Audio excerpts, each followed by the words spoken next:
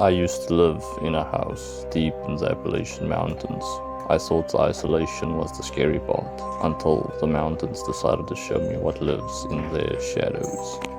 House in the Appalachian Mountains, and I have some stories to tell. Recently, I've seen creepy stories of mysterious creatures living in the depths of the Appalachian Mountains blow up on TikTok. So I wanted to share some stories I have of when I lived there.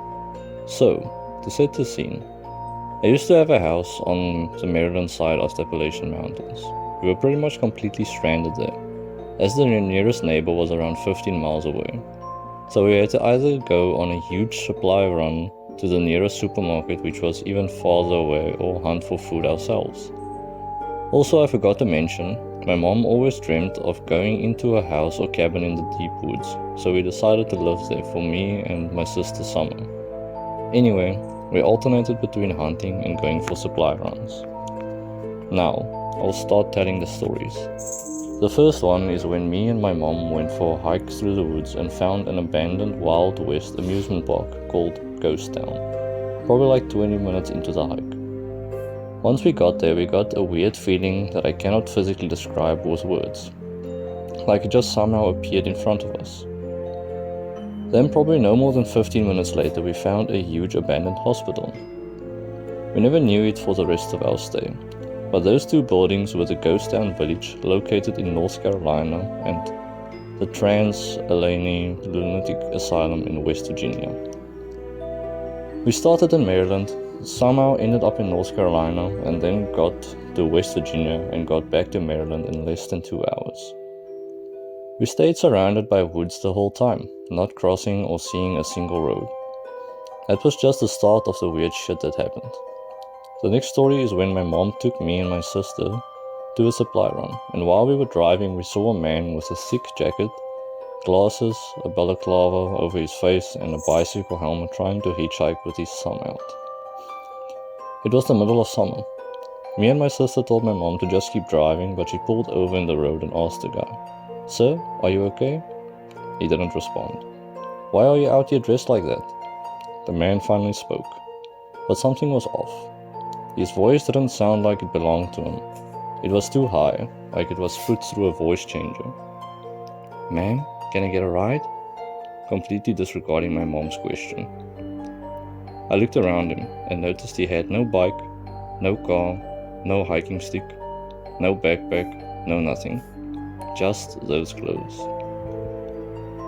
I whispered to my mom to keep driving, and as soon as the man saw that she was trying to drive away, he let out an animalistic, inhuman scream and started to run towards us.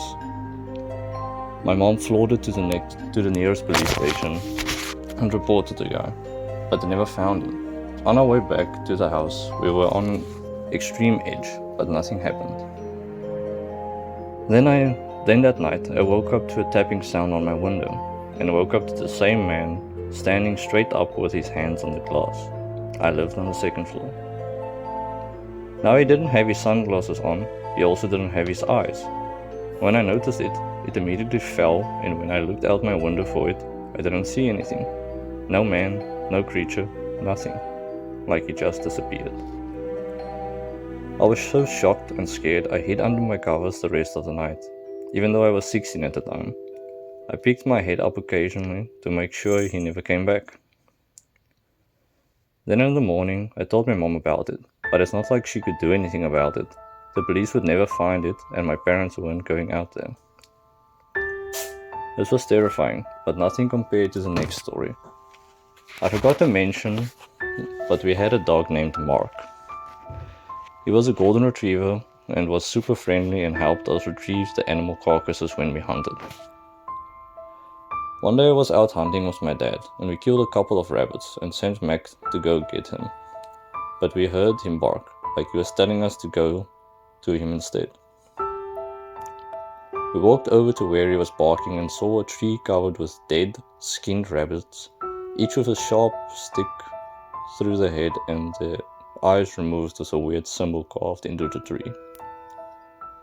We were speechless and covered our mouths in shock, and then we heard someone whisper to us, "Hey guys, come over here."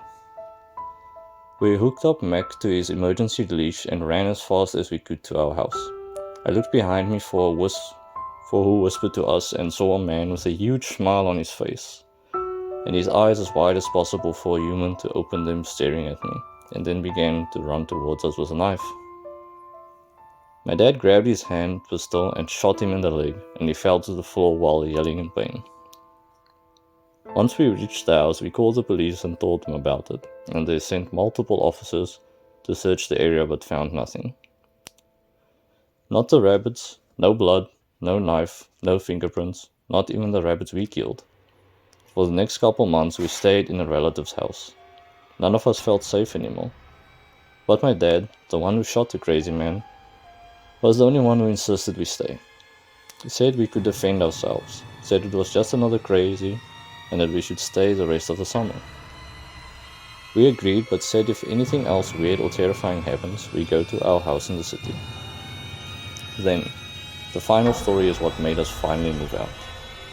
One Saturday, I woke up and saw my mom missing from the house. My dad and sister said she was going on an errand, and that she'll be back in the afternoon. Afternoon came and she got back. Nothing else eventful happened that day until night struck. We let Mac out, and we heard him run away deep into the woods like he was chasing something. When he got back, he wasn't energetic.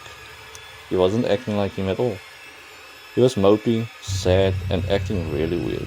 Normally we would have just assumed he saw something in the woods that made him upset. But after the previous events, we were on edge. Then, when we all fell asleep, I woke up to footsteps coming up the stairs. I peeked out my door and saw Mac, standing up like a human. His fur grey, his arms longer than they should be, and his head twisted upright. His walking wasn't right either. He would walk one step, and his body would flop in the direction he stepped. He wasn't walking towards anything either, just roaming the hallway. My heart was beating out of my chest, and I called my sister, and after calling her 4 times, she finally picked up.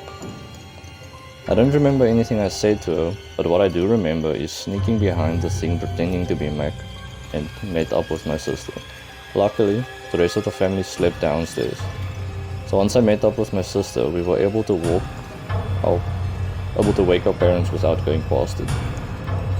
We had to go back and get our stuff though, so we went back to the house and found it trashed.